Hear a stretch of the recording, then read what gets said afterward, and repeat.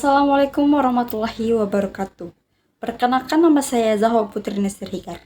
Nah, di sini saya akan menjelaskan tentang perangkat keras komputer atau bisa disebut sebagai hardware. Pertama-tama, apa itu hardware? Hardware atau perangkat keras komputer adalah semua komponen fisik yang dapat dilihat dan disentuh pada sebuah komputer. Hardware juga merupakan bagian nyata dari sistem komputer yang bekerja bersama software untuk menjalankan berbagai fungsi. Ada pula 3 fungsi yang berperan penting dalam hardware, yaitu input.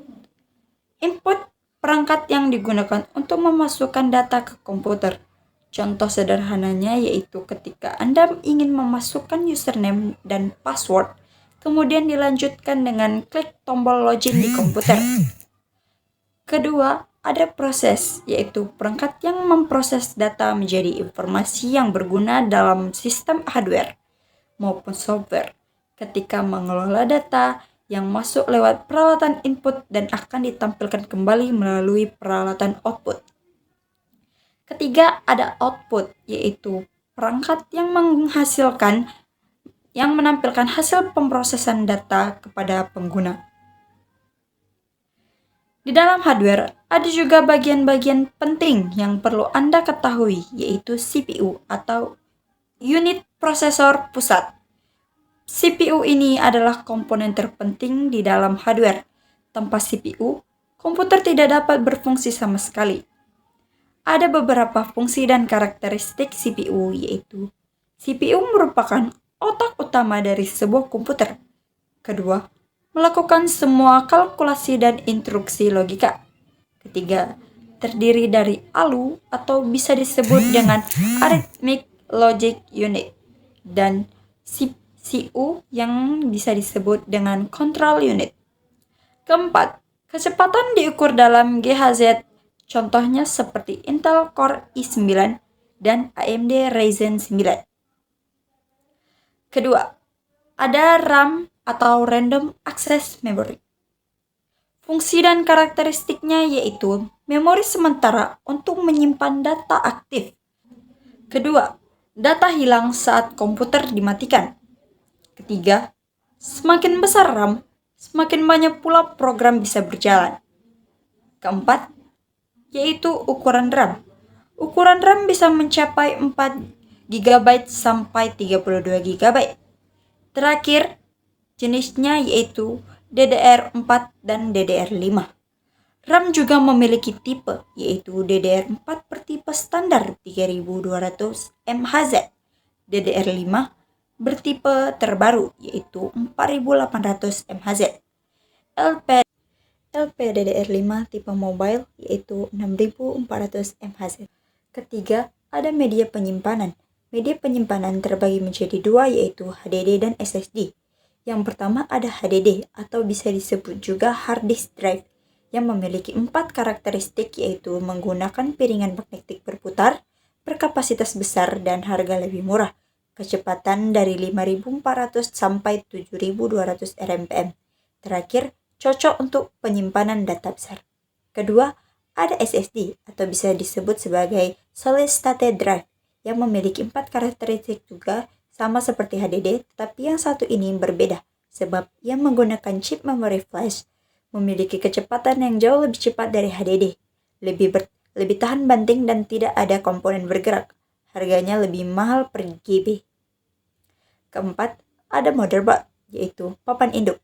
Motherboard adalah pusat komunikasi yang menghubungkan antara CPU, RAM, GPU, dan semua perangkat lainnya.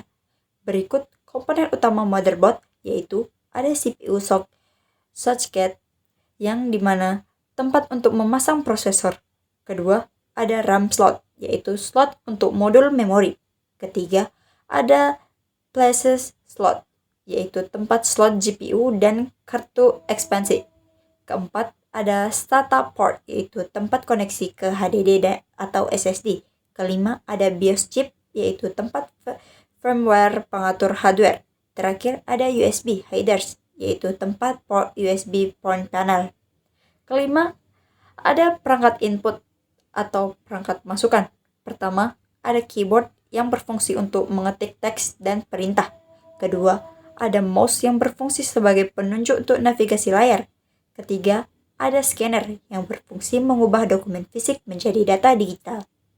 Terakhir, ada webcam yang berfungsi mengambil gambar atau video untuk komputer. Keenam, ada perangkat output. Pertama, ada monitor yang berfungsi menampilkan gambar dan teks secara visual. Kedua, ada printer berfungsi mencetak dokumen ke kertas fisik. Ketiga, ada speaker yang berfungsi menghasilkan suara dari komputer. Terakhir, ada proyektor yang berfungsi memproyeksikan gambar ke layar besar. Ketujuh, ada GPU dan power supply unit. Pertama, ada GPU atau disebut sebagai Graphic Processing Unit yang memiliki karakteristik yaitu memproses grafik dan rendering visual. Kedua, penting untuk gaming, desain, dan AI. Ketiga, RAM-nya berkisaran 4-24 GB. Terakhir, contohnya seperti Nvidia RTX 4090, AMD RX 7900 XT. Kedua, ada PSU atau Power Supply Unit yang memiliki karakteristik yaitu dapat mengubah listrik AC menjadi DC. Kedua, menyuplai daya ke semua komponen. Ketiga, memiliki daya watt berkisaran dari 400 watt hingga 1000 watt lebih. Terakhir, rating efisiensi 80 plus bronze, gold, dan platinum. Nah, di sini kalian bisa lihat ringkasan komponen-komponen yang sudah saya sebutkan tadi.